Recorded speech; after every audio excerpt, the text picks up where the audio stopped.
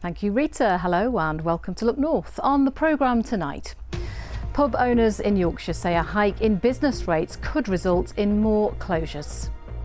Any margin that you thought we might have been given back has just been stripped away with that. So then putting business rates in the full amount that they are now on top has left us with next to no margin at all. The government is expected to make an announcement about business rates in the next few days. Also tonight, a holidaymaker from Worksop warns travellers to be aware of unexpected risks after the death of his partner in Thailand. An anonymous donor gives £200,000 to preserve a famous vintage locomotive. Hi, I'm Dalton Smith, the new WBC champion of the world. Tune in because we're going to talk about my big win over in New York recently at the weekend. Well, it's been so nice to see sunshine. That was Nidderdale, Pateley Bridge looking glorious earlier today. But what about the weekend? Join me for the very latest forecast.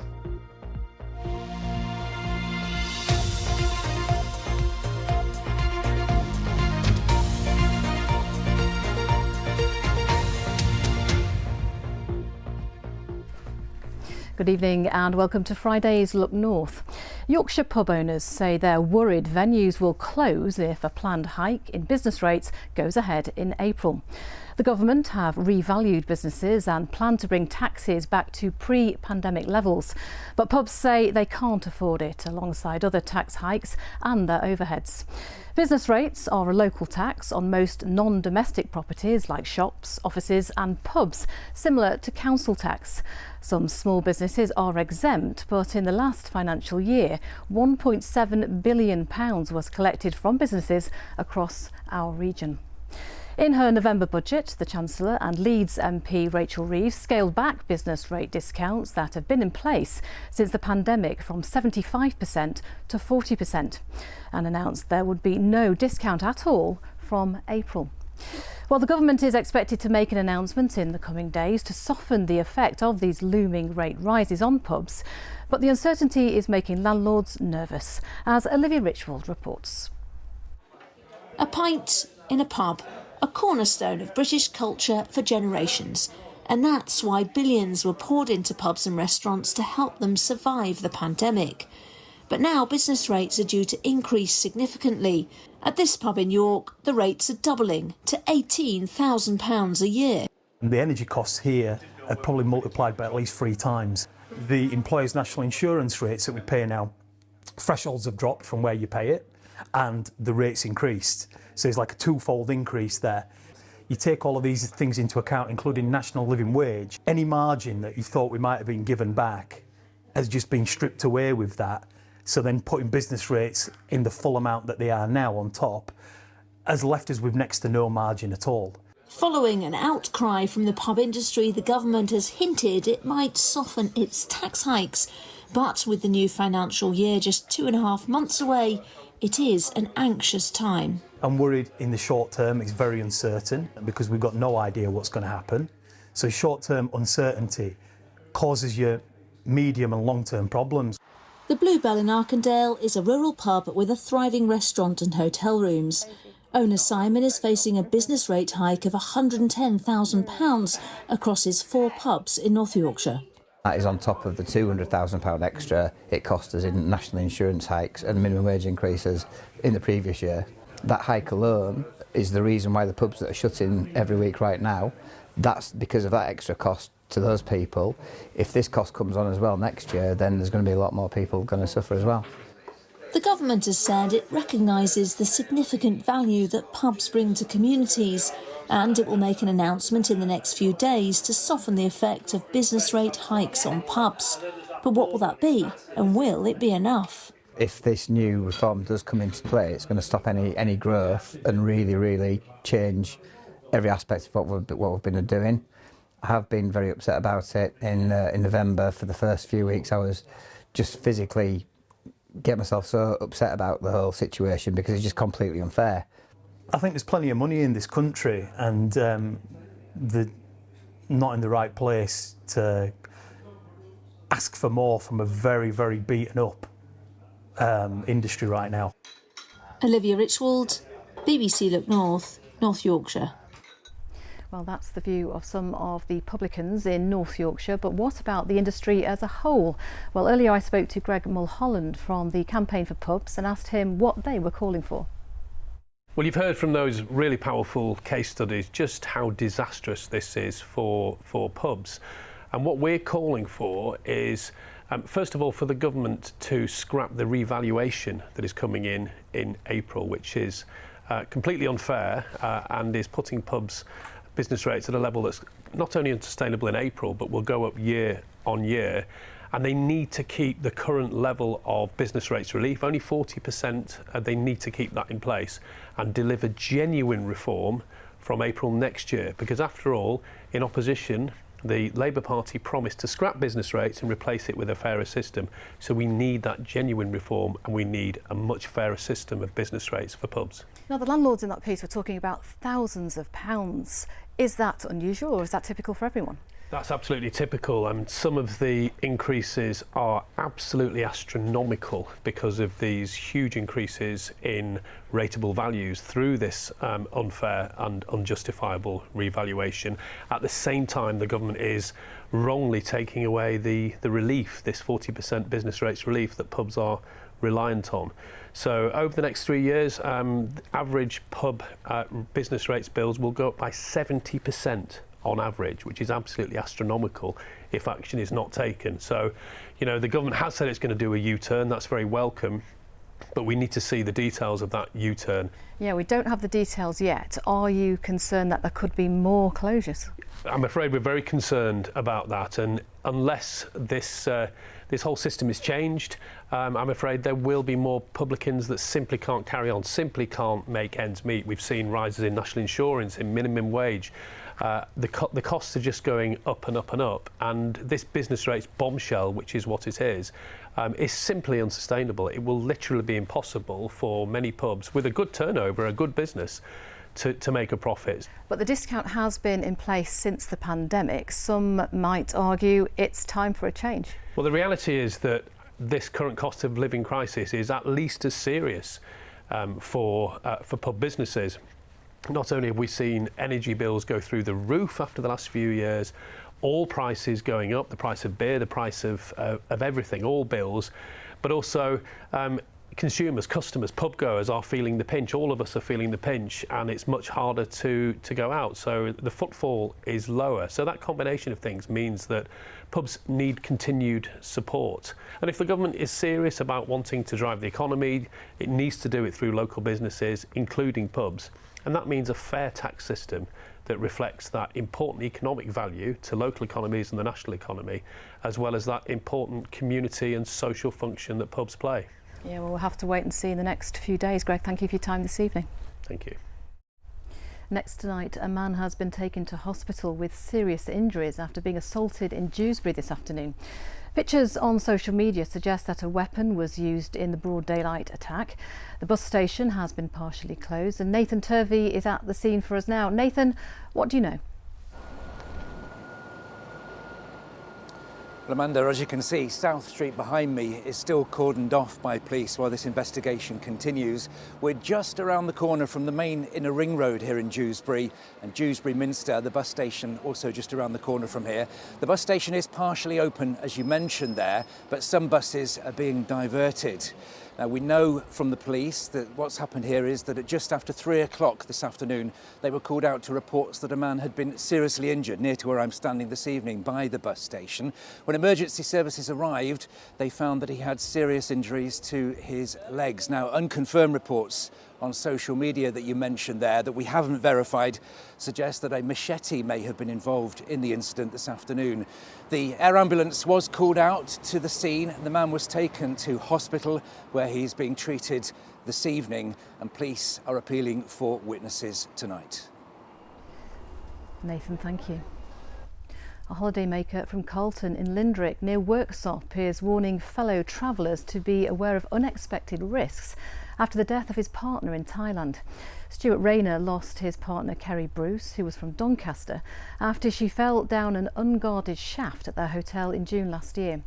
The Thai authorities claim she was drunk, but this was ruled not to be the case by an inquest, as Kathy Killick reports. It began as a dream holiday, making memories together for Stuart Rayner and his partner Kerry Bruce. The couple were staying at the Kalimar Resort in Thailand when disaster struck. Returning from a meal out, Stuart, who suffers from vertigo in lifts, took the stairs to their room, while Kerry opted for the lift, but she never arrived. I went back to look for Kerry, and that, unfortunately, is when I found a crowd of the staff looking down on Kerry's body. That must have been very traumatic for you. It felt like somebody had just got hold of my heart and ripped it out right at that moment. Kerry had fallen 6 metres down a sheer drop, concealed at the top by planting, with no barriers. A setup described by the coroner as very concerning at Kerry's inquest. Well, I can tell you that I have now been back to the hotel and they have put railings up. And I find that like a kick in the teeth. Shutting the stable door when the horse has gone. OK, it might save somebody else, but I'll never bring Kerry back. The Thai authorities said Kerry was drunk when she fell. You say that's not true, and the coroner in Doncaster agreed with you, didn't she? Yes, I've been a licensee for 25 years. I'm quite aware of when somebody is intoxicated and when they're not. Why do you think they said she was? Because I think it's an health and safety cover-up. Kerry can't fight her corner, but I can. Stuart's grief has also been compounded by videos of the scene and Kerry's body posted on social media. We've blurred the images because they're graphic and upsetting. It's absolutely disrespectful and heartbreaking to Kerry's loved ones. And people that do that have to ask themselves, would you want that for your family, for one of your loved ones in their dying state? Stuart wants holidaymakers to be aware that the places they're travelling to may not be as safe as expected. He sees it as a final duty in memory of a much-loved and much-missed partner. Cathy Killick, BBC Look North, Worksop. And our thoughts are with Stuart's family there. Now, if you drive, think about when you learned. What were your driving lessons like? Now imagine your driving instructor has had to learn a new language in order to teach you. That's what happened in Selby when driving instructor Adele ended up teaching British Sign Language teacher Sarah Jade using the very BSL skills Sarah Jade had taught her. They've taken Seb Cheer out for a drive. We're pulling away from the side of the road. What's important? This is not your average driving lesson. So, prepare, observe, move. It's being taught with the help of British Sign Language. Right, OK. So we have to think. Look at the cars. Look at the red one coming round. Think about your speed.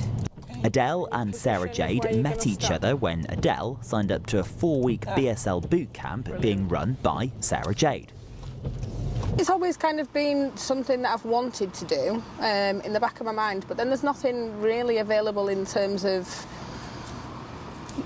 being able to do that without going to uni or something like that. And learning sign language for everybody would be far better than learning French at school. And they soon realised they could both learn vital skills from each other. It's helpful for me if I find out for someone who understands deaf people, not able to not shout at them, to got this patient, to kind, to understand. You need to show me what I need to learn. Sarah had to give me a level of patience, as well as vice versa. But then we just sat and we spoke about the importance of her being clear with me. If something wasn't working, what were we going to do about it? A lot of stopping and talking. Now, Sarah Jade does have a cochlear implant, so she can hear some sounds, but she learned to drive with and without it. My cochlear implant battery doesn't last 8 hours a day, which is annoying really. And a few times my battery died. And I thought that right, let's finish, we can go home. But he's like, no, we carry on driving. Oh, so it's like, all right, okay, and just teach me in sign language how to drive. It gave me confident. Since then, they've both kept in touch. Adele's gone on to teach another deaf student, and as for Sarah Jade... Yeah, it's just so much easier. Seb Cheer, BBC Look North in Selby. Teamwork is dreamwork. Now it's that part of the programme where we look at some stories from around our region on the BBC News app. The family of a 28-year-old police officer killed in a road traffic collision in 1995 have been awarded a prestigious award in her honour. Sculptures commissioned for Bradford's City of Culture Year have gone on display at the Yorkshire Sculpture Park near Wakefield. And a walking trail that encourages people to play the piano in different locations across Bradford has added the city's Darley Street Market to its musical map. And you can get more details on these stories and everything else happening in our region by downloading the BBC News app. Now let's step into the boxing ring, and what a weekend it was for Sheffield's Dalton Smith, who defied the odds to become Britain's latest world champion. He took home the WBC light welterweight world title after beating Puerto Rican Sabriel Matias at the Brooklyn's Barclays Centre in New York. Paul Ogden has been to meet him, thankfully outside of the ring. And if you listen really carefully, they're still talking about it here at Steel City Gym. Take my word for it, Sonny Edwards is in the ring stretching, part of his usual Friday preparations. They won't leave Dalton Smith alone. We're going to bring him in, just in case we miss our chance of having a slice of him. Dalton, the first thing is, congratulations from all of us at Look North. You have the black eyes to show for your efforts in the United States, but you're a world champion. How does that feel? It feels amazing. Like I say, it's still not sunk in really, but you know, we're still on a high. But what a week, what a weekend. Aren't you suffering from jet lag, to say nothing of the bruises? I think it's just sleep deprived, jet lag, come down of a high, obviously from Saturday night. So, yeah, I mean, there's no words for it right now, but, you know, it's unbelievable. We can hear the conversations with your fellow boxers. They won't leave you alone because everybody still wants to go through the fight that they watched from a distance. Just take us through it briefly, Dalton. There's a lot of talk about tear-ups and a very big finish with a flurry from you. Exactly, and you know, we knew the challenge we had ahead. You know, he's one of the most feared men in the 10-stone division. You know, most avoided fighters, and you know, I was able to tackle him head on. You know, beat him at his own game, and you know, produce an entertaining fight for people to watch. And not only that, obviously we've got Sonny Edwards here, and obviously I've watched him become a world champion, and you know, to be crowned one myself, it's unbelievable. What next for you now? You're going to give yourself a holiday, or are you going to sit admiring your belt and choosing a place in the household to put it, or are you thinking about your next fight already? No, I'm just going to have to take a couple of weeks rest. Like I said, this camp's been long. You know, the fight's been scheduled, not scheduled. You know, start and stopping with camp and stuff. So a good few, you know, have a couple of weeks rest, and then you know, I'll leave that to my team, and then we'll see what's next. Everyone knows I want that Hillsborough. You know, the big sellout at Hillsborough. You know, I think we're very close to making that become a reality. So, you know, that's at the top of my list. But being the biggest of fights, you know, like you say, I'm a world champion now. You know, hopefully we can bring the big American names over, and then hopefully get the big one at Hillsborough. That will be some night. I'll tell you what, we'd all look forward to that. And I think you'd have a very supportive crowd, to say the least, whoever it's again. Dalton, many congratulations from all of us. And for goodness sake, get some rest. I will do, mate. Appreciate it. Thank you. Thank you, Paul. Now, yesterday we heard the news that the Tour de France women's race will be coming through Yorkshire next year. It's been estimated that spectators will be able to see the cyclists along more than 550 miles of public roads in what is being called the most accessible major sporting spectacle ever held in Britain. Beth Parsons has been in Sheffield today to get a bit of a reaction.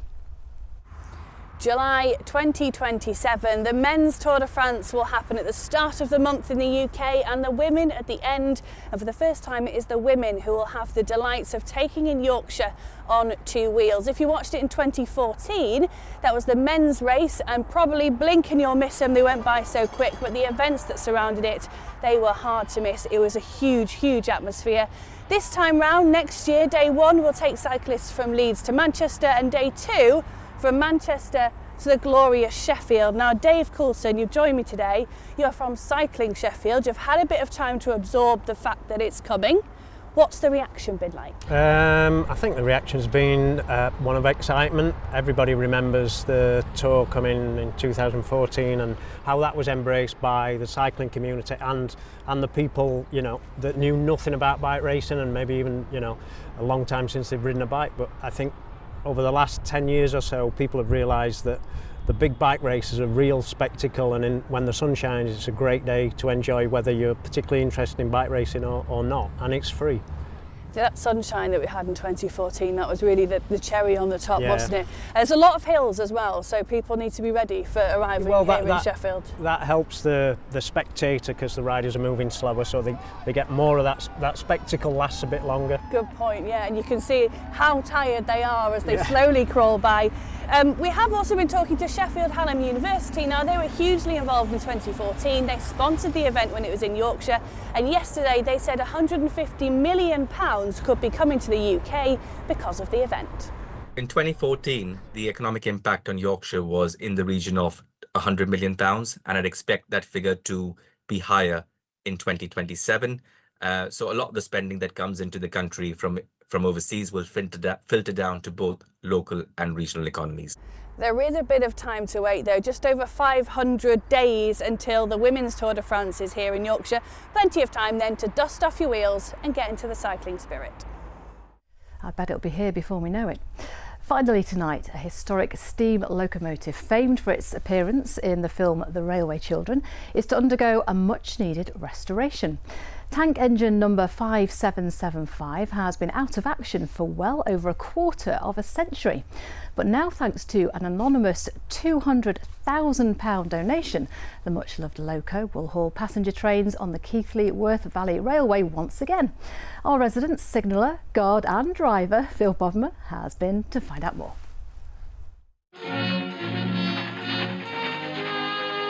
Set in Edwardian Britain and featuring the stunning backdrop of Bronte country, the 1970 film The Railway Children is an enduring and much-loved family classic.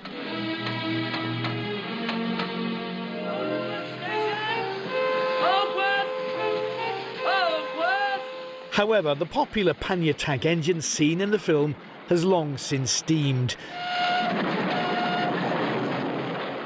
Now, thanks to a £200,000 donation, the loco is to undergo a full restoration to get it back on the rails. Welcome to the footplate of 5775. She hasn't steamed since 1999, is all in parts now, but hopefully with this generous donation, engineers and volunteers are confident she'll be back on the rails sometime fairly soon. But rebuilding a 97-year-old exhibit like this doesn't come easily. Having the funding is one thing, finding the skills and expertise to get it back into working order, another. We're looking for all sorts, really. I mean, anything from really basic skills, you know, DIY type skills, or even people who can do welding, fabrication, milling machine work, that kind of thing, you know, lathe work. But really, we're just looking for enthusiastic people that want to get involved, want to be able to help get these magnificent machines going again. So yeah, anybody can get in touch with the railway and become a volunteer. Built in 1929, the loco spent its working life bustling around the West Country and South Wales before being withdrawn in 1963. Soon after, it was sold to London Transport. When it returns to service, it'll be painted in their maroon livery, with lots of the work undertaken by volunteers. The level that we go to in the restoration of locomotives is down to nothing, and then building it all the way back up, which is the kind of unseen part of it that gives you that satisfaction of when it's complete, that it then goes out and does what we're out there to sort of really achieve, which is to sort of present the railway well, give people a good day out. With work underway, much of the loco's already been stripped. The donation means complex engineering can be carried out sooner rather than later. It means a huge amount to us having a donation of that size. It's going to make a big difference to the speed that the project can progress, because without that, you know, we'd be just limited to our own funds, which depends on waiting for passengers to come to the railway and ride on the train. So yeah, it's going to make a big difference to us. What's it matter who weighs what? We can only stop the train. Seeing 577 steam again sometime around its 100th birthday would be a fitting present for rail and movie enthusiasts alike. Phil Bodmer, BBC Look North, on the Keighley-Worth Valley Railway. Oh, lovely to see a little bit of history being restored there. And I love The Railway Children, the film. That was our era, Paul. Did you like the film? Absolutely loved it. Well, I'm from Keighley. Oh, classic. I don't deny I used to do a bit of train spotting myself. You weren't a little extra in the film then? I'm not that old. A little Paul with his Cheek waving of it. Right, knickers. let's have a look at the pictures that have been sent in Baildon. A beautiful view. I don't think you'll see blue sky like that over the next few days, but nevertheless, it was a lovely view from the top there. And last night, here's another. I showed you one from Keighley last night, a fantastic sunset. Well, that was obviously not in Baildon, that's in Ilkley. So keep the pictures coming in, and I'll show some on Monday on X, on Instagram, and on the Weather Watcher website. Right, let's have a look at the headline. A bit uninspiring this weekend. It is cloudy. There will be some patchy rain from time to time, but it's a very interesting setup. As I mentioned last night, the Atlantic is trying to push mild air in from the west. Loads of cold air across Eastern Europe. We're stuck in the middle for now. What that means is a lot of cloud, and there will be some patchy rain and drizzle at times. But there is a bit of a trend developing next week. Eventually, we do turn colder. Whether we'll get a full-blown easterly in is open to question, but it is poised very nicely for something interesting to happen. Anyway, in the short term, we have got a lot of cloud moving up through Wales, and that cloud will bring some patchy rain eventually. But we all start on a fine note, but then that cloud, rain and drizzle, there'll be some mistiness, some fog patches in places, but at least it should be frost-free. We're looking at temperatures around 3 or 4 degrees with a light or moderate southeast wind. So tomorrow's high water times then in Scarborough 3:12, at Bridlington at 3:45 in the morning. So it's a depressing start, actually. Cloudy, misty, murky, rain and drizzle in places. I think those outbreaks of rain gradually clearing away northwards. Something a bit better developing through the afternoon. Still a lot of cloud, but it should trend drier and just a little bit brighter. We'll see Saturday's temperatures around 8, possibly 9 degrees Celsius. OK, on the way to Sunday, another weather front which will bring further rain and drizzle northwards. Again, misty and murky, some hill fog to come as well. Sunday's temperatures around about 8 Celsius, that's 46 Fahrenheit. Now, we start next week like that, cloudy and damp and drizzly, quite dreary, but the trend, as I've mentioned, from the middle of the week is drier and brighter and colder weather to set in from the southeast. That's the forecast. Well, thank you very much. It's certainly been very soggy on the dog walks this week. It is indeed. Not nice. Yeah, great. Thank you very much. I think that's it from us. Do have a lovely weekend. We'll be back with your news and weather at the usual time of around 10:25. Good night. I just saw you.